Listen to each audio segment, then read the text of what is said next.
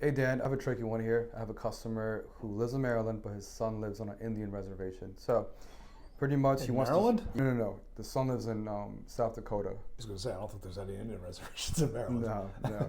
So he really likes this charger that we have. He did the application. He doesn't want us to collect sales tax. He decided because his son is Native American, they don't get charged sales tax. So I don't know. What do we do here?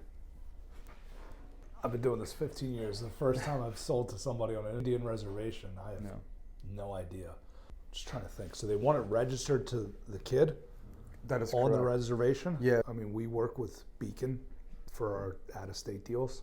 So I'm just going to input the information over to them and see what they spit back to me, see what I need to get. I don't even know where to start. I got the deal approved because Dad's A1 credit. I put him primary on the loan. That's not a problem. I need his tribal ID and I need proof of residence matching the tribal ID.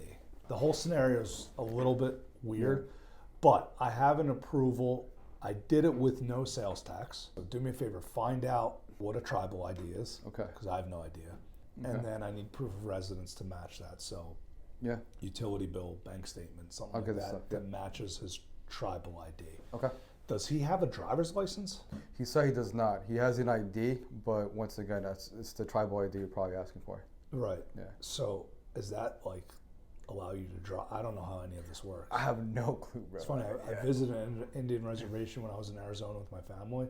I learned a lot about this, but I didn't think to ask about like driving questions. They have their own governing laws. Their own like police force. They have everything is separate from America. They live in America, but they're sovereign. Oh Completely. wow. Yeah, they have their own. It's interesting. So it's a whole different pretty dynamic that I really have no idea about. Yeah. So approval, that's the easy part at this Okay. point, right? It's just a matter of kind of getting our ducks in a row and seeing what we can get. So let me get the stuff from him, and then I'll let you know. Let's start with that. Okay. All right. So I think he's gonna have to pay sales tax just because the tribal ID he gave me is a different address from the proof of residence he provided.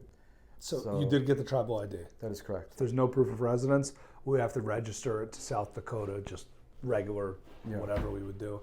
In which case we would have to collect sales tax. It's not much. I mean, it's 4%. It's about $1,200, so it's not terrible. The payment on just the car itself, the payment at 72 months with the 15K down, $329 a month. It's a 8.29%, which is pretty good considering the kid has zero credit whatsoever. Yeah. But dad's got great credit, right? So because of that, the rate is what it is. See if that works for them. If not, if they're hell bent on the no sales tax, we just got to get a little bit more information.